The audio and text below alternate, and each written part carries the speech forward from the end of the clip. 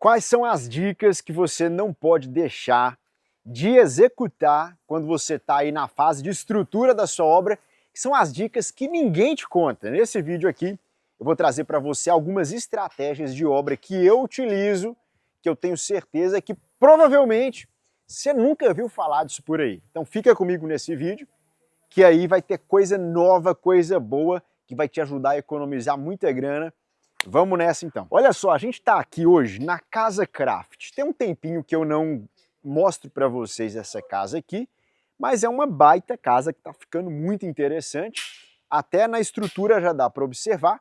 Isso aqui é a piscina da casa e o corpo da casa vai ser feito bem aqui. Vai ser uma estrutura de steel frame, né? A gente está subindo uma estrutura de concreto antes, para as jardineiras que são de concreto, mas a casa mesmo vai ser de steel frame, cara. Nesse momento da obra aqui, já tem coisa muito interessante para a gente observar. E a dica número 1 é o seguinte: eu sempre procuro fazer instalações que sejam acessíveis. Quando a galera vai construir, geralmente, né, a galera passa tubo, ó, tem muita coisa que passa no chão, assim, ó. Aqui você passa, ó, elétrica, você passa hidráulica, e depois para você acessar essas tubulações depois, você nunca mais acessa, a não ser que você quebre um piso, que você faça aí uma desordem total. Então eu procuro providenciar na minha obra espaços que sejam para visitação de tubulações. Deixa eu mostrar isso para você de uma forma melhor, pode ficar por aí mesmo. Olha só, isso aqui é a piscina da obra, por exemplo, né? Então, a parte que vai ter água é aqui.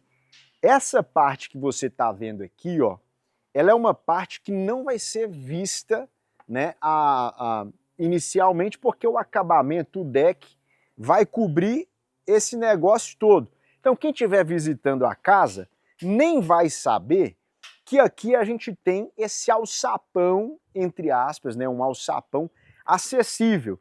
Eu estou providenciando aqui uma portinhola, né, então quem for fazer a manutenção vai entrar aqui e ter acesso completo, tá? Às tubulações, aos cabos de energia que passam aqui, ou seja, eu não estou fazendo tudo isso enterrado. O que é que seria o mais comum da galera fazer? Como a piscina está aqui, passa os tubos dentro da terra e você nunca mais acessa. Então, pelo menos aí, ó, na beirada da piscina, eu gosto de fazer esse espaço oco, acessível, para conseguir sempre visitar essas tubulações aqui. Eu conheço gente, por exemplo, que esses tubos em volta da piscina estouraram, né? São tubos que rodam com aquecimento, com pressurização, e a pessoa está lá com esses tubos estourados há mais de 5 anos e não tem coragem de quebrar a casa inteira para chegar nesses tubos. Por quê? Porque não foi construído de uma forma acessível. Então, quando você vai fazer essas coisas que são críticas, ó, tubulação de piscina, ar-condicionado, aquecimento, são coisas que vez ou outra você vai ter que mexer nisso. Não esconda, né, essa infraestrutura embaixo de um acabamento que você nunca mais consiga acessar. Tem que ter facilidade, tem que construir pensando na absoluta manutenção desse sistema, fechou? Essa é a dica número 1, e você tem que pensar nisso nessa fase, ó, fase de estrutura, não é lá na fase de acabamento, fechou? Então essa é a dica número 1, vamos para a próxima. Olha só, a segunda dica que é muito interessante, né? Você tem esses tubos aqui, ó, que são os tubos normais, né, que todo mundo usa, que é um tubo hidráulico, que ele é um tubo branco. Para que você vai usar essa tubulação nessa fase da obra que a gente está aqui? Bom, quando você está na estrutura, você já precisa, né, subindo a casa ali, deixar por baixo passagens de chuva, passagens de esgoto e assim por diante. Só que aí, ó, eu peguei esse pedaço de tubo aqui só para te mostrar que não é esse aqui que a gente está usando aqui para você comparar. Nós estamos usando esse aqui, ó. Se você olhar um pouquinho aqui de lado, você vai perceber que ele não é um tubo branco, ó. Ele é tipo um verde clarinho, um verde musgo. Opa! E qual que é a diferença dessas tubulações? Esse aqui, esse cara aqui, mais escurinho, esse aqui é um tubo reforçado.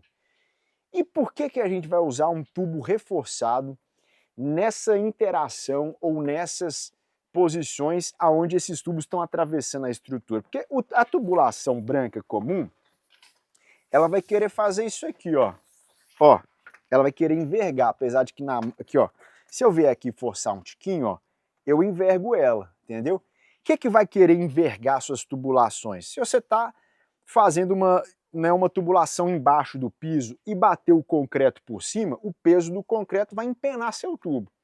Se você está fazendo aqui, ó, um tubo de esgoto que sai da casa e vai lá para a canaleta, vai para o bueiro, você bate uma viga por cima, ela vai envergar seus tubos.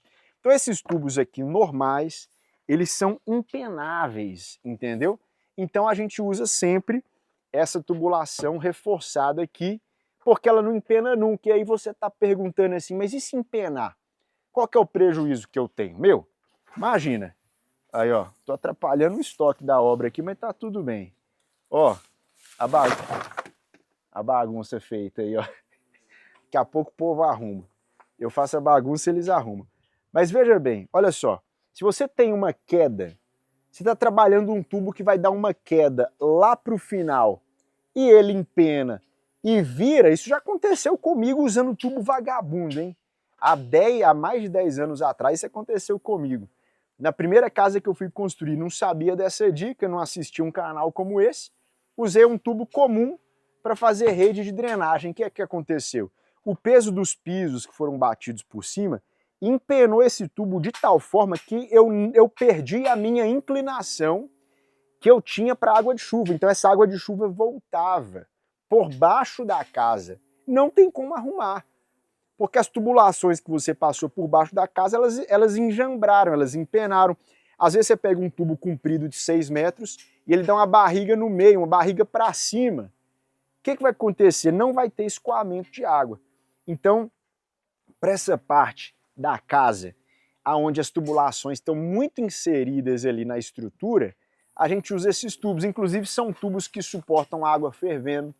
Então eu sempre faço da saída da pia para as caixas de gordura com tubulação reforçada, porque aí você não tem problema nenhum. Olha só que coisa interessante. E cara, são centavos a mais, então compensa. Não é nem um negócio assim de alto luxo, é um negócio que compensa pra caramba. Fique esperto com essa dica aí. Olha só, terceira dica que é fundamental. Sempre que você for ter terra encostando em estrutura, então, por exemplo, eu estou aqui numa vala, perfeito? Essa vala vai ser fechada, né? Eu vou ter a terra encostando na estrutura. Olha só, a umidade dessa terra aqui vai querer passar lá para dentro da estrutura.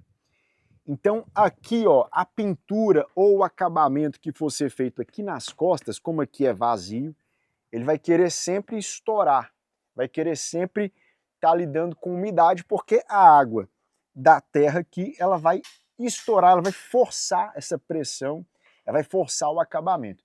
Então, aonde você tem o contato da terra com a estrutura, você tem que fazer uma tratativa aqui de impermeabilização, inclusive usando, na minha opinião, o melhor sistema para essa configuração aqui, que é uma argamassa polimérica, beleza? Você vê que aqui a gente aplicou argamassa polimérica, a gente até protegeu ela com uma argamassa comum, ó. Aqui tem ela aqui aplicada também, perfeito?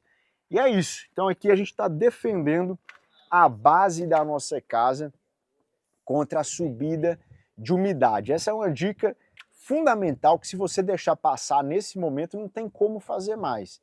E preste atenção, essa água que você está prendendo aqui agora, ela vai ficar presa aqui, ó, perfeito?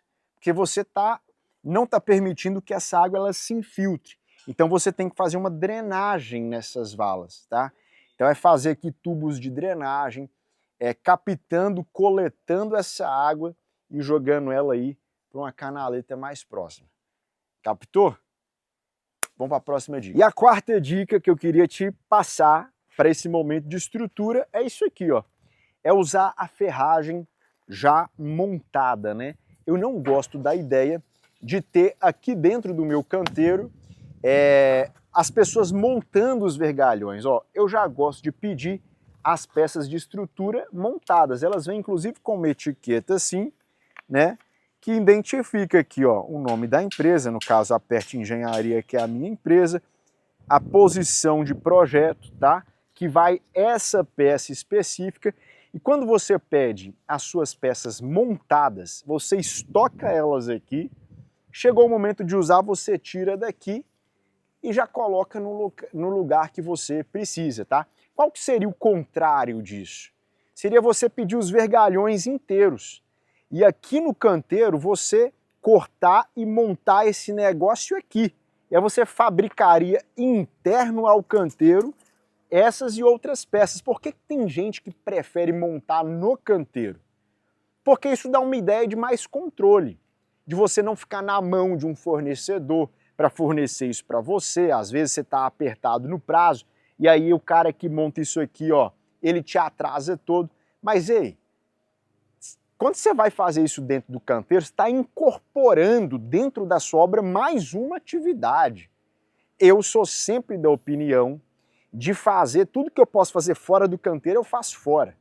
Esse negócio me tomaria aqui uns 20 metros quadrados para eu ter uma banca de montagem.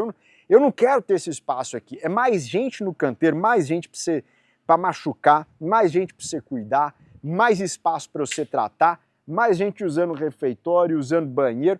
Eu quero ter o canteiro mais enxuto possível e contratar, né? E aí quando você compra os vergalhões e vem montar isso in loco, dentro do seu canteiro, você tem muita perda. Porque olha só, esse vergalhãozinho mais fino aqui, você vai usando, você perde um toco aqui, perde um toco ali, perde um toco. Na hora que você vê, você perdeu muito material. Na minha região, por exemplo, eu economizo R$1 por quilo, tá? Na hora que eu já peço isso montado. Então uma casa como essa aqui, tudo bem que ela vai ser feita em steel frame, mas é uma casa de 350 metros, 400 metros. É uma casa de mais ou menos 9.000 quilos de vergalhão, se eu fosse fazer no sistema tradicional. 9.000 quilos de vergalhão seriam, para R$1 por quilo de economia, seria R$9.000. 9.000, pera, vou até respirar melhor para você entender. É R$9.000 de economia por pedir o vergalhão montado. Perfeito? Talvez na sua cidade não seja R$1 por quilo, talvez seja mais, talvez seja menos. Mas sempre tende a ser econômico você pedir as suas peças de vergalhão já montadas. Aqui para mim é R$1 por quilo. E como eu sempre falo aqui nesse canal, é no mínimo R$1.000 por vídeo que você economiza quando você está assistindo as dicas aqui. Você já deve ter percebido isso. Por isso que você precisa se inscrever aqui nesse canal, porque você vai coletando dicas aí para construir muito melhor. Essa foi a nossa quarta dica. Agora me fala o seguinte, dessas dicas que você viu aqui nesse vídeo, qual delas te fez refletir e pensar o seguinte, eu nunca tinha pensado isso, eu acho que eu nunca ia pensar nisso. Qual dessas dicas foi a que você mais gostou, aquela que você sentiu que mais agregou aí na sua expectativa de construção? Fala isso comigo para a gente trocar uma ideia. Coloca aqui nos comentários, eu quero interagir com você, eu leio tudo que vocês colocam aqui, isso me ajuda a fazer vídeos melhores. Se inscreva no canal para continuar vendo, cara. Essa casa aqui, você vai ver ela até o finalzão, até o mobiliário, até a produção, o enfeitinho, igual a gente fez na casa matriz, ó, o enfeitinho em cima da mesa. Você vai ver isso aqui e a ideia de conclusão é ainda em 2026. Pô, cara, um casão desse em menos de um ano é de se acompanhar. Então fica por aqui e a gente se vê no próximo vídeo. Tamo junto.